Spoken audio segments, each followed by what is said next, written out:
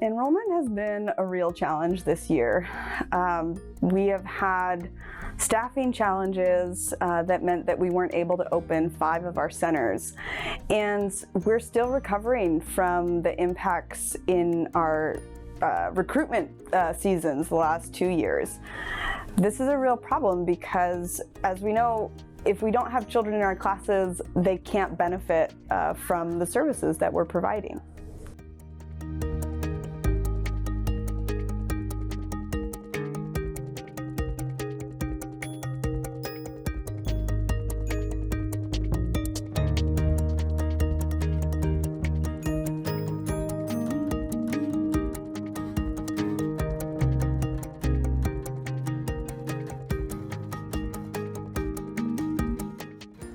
Last year, when we had to close the centers, we had a parent with a child who had a diagnosed disability, and unfortunately, that center we were not able to open. And so the parent spoke at our policy council meeting, as well as spoke with me privately about how that was affecting the child. This child had built a very strong bond with their teacher, and not having that in place, even though we were offering virtual services, was affecting the child's behavior. So the parent was starting to see acting out, or the child just being very sad.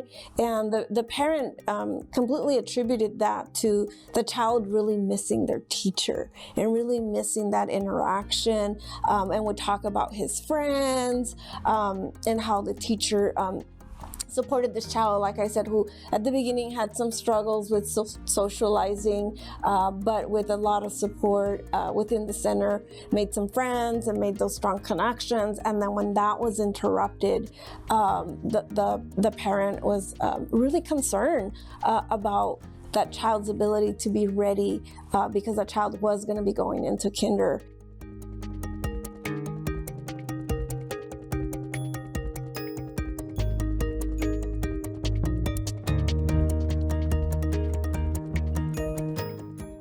This year, I'm actually very fortunate that we have a collaboration with Duncan Holbert, and I have a couple children come into my classroom that need extra support.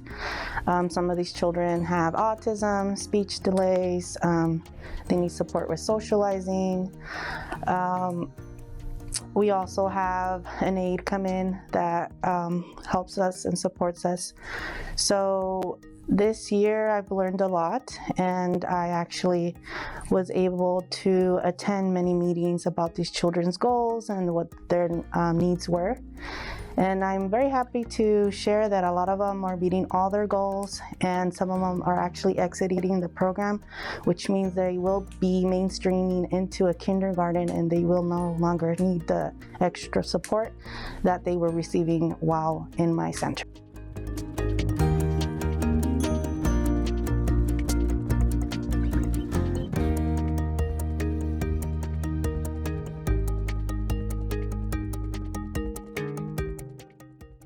Just the honor that I get from people trusting me to hear their hopes and dreams and their goals and help them to get there is really just an honor.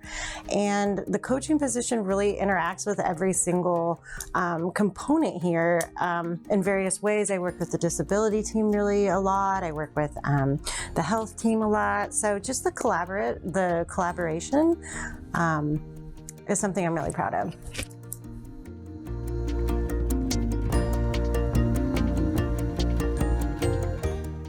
One of the strengths in our program is definitely our policy council. We've had different types of parents join our policy council, and to see how much they bring into the program through their personal experience, and to see how much input they give into our program, and how much their decision making has helped us, and how much richer do they make our program, and to see their personal growth experience through our program, and to see that once they leave our program, they come back and they want to be community representatives. It's such a joy, and it speaks to the success of our policy council.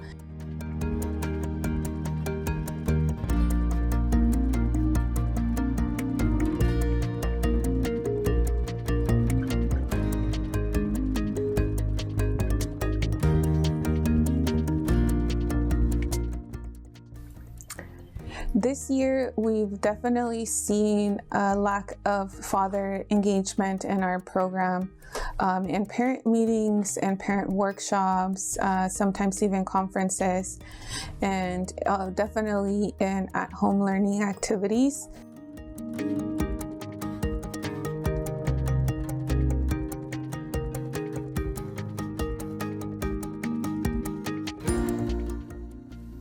And we definitely want to see that increase because we see that the children light up when they see their fathers present and engage and connecting.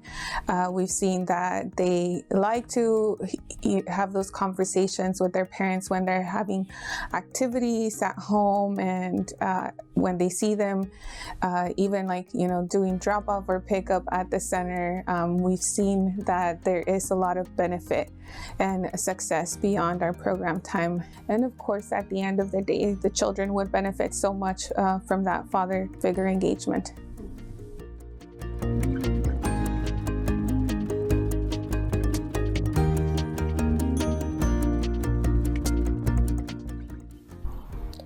So one of the greatest and most important impacts that we're seeing in our ability to work with children and families around school readiness is the challenges that we're having with our workforce.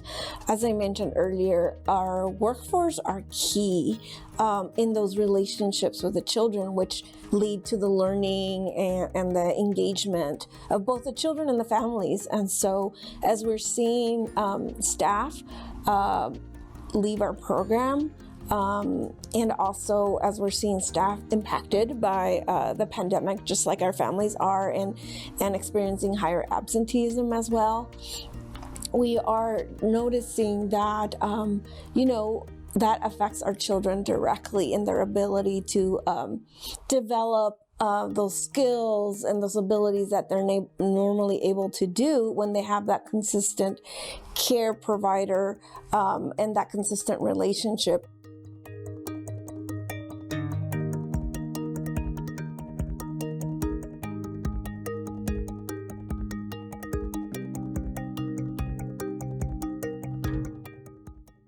Due to the staffing challenges that we have experienced during this program year, we had to have closed most of our sites for at least a few days. When children are not present in class, they miss out on rich learning opportunities and have their daily routines impacted.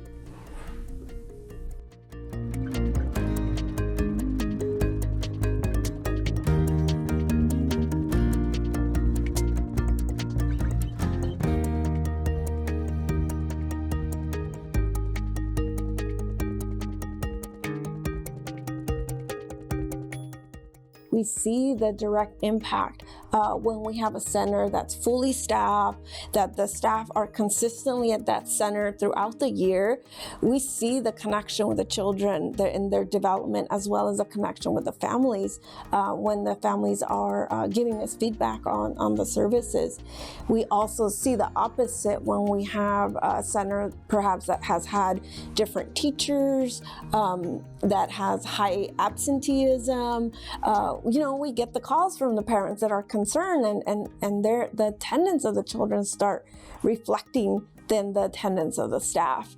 And so, we understand that it is important for us to prioritize our workforce in order to really emphasize what needs to happen for school readiness, again, for both the children and the families.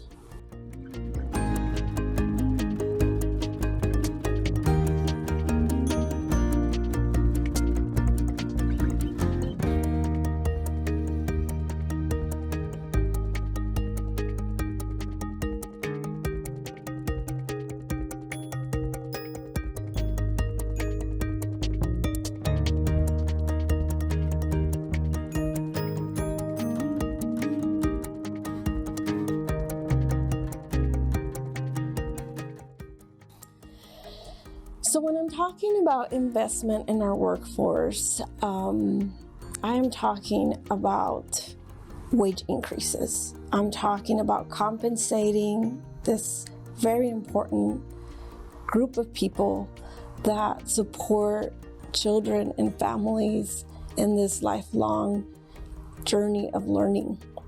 I'm talking about the people that get the children ready for kinder to be successful. So that can't happen if we don't recognize them, if we don't acknowledge the work that they're doing, and that will have the impact not just for the families that are receiving services now, but it's going to have an impact on communities for years to come. So it's important that when the questions come up of what can we do, yes, we can offer training. Yes, we can make sure that we are providing environments that prioritize wellness and support, all very important. And we need to be talking about wages.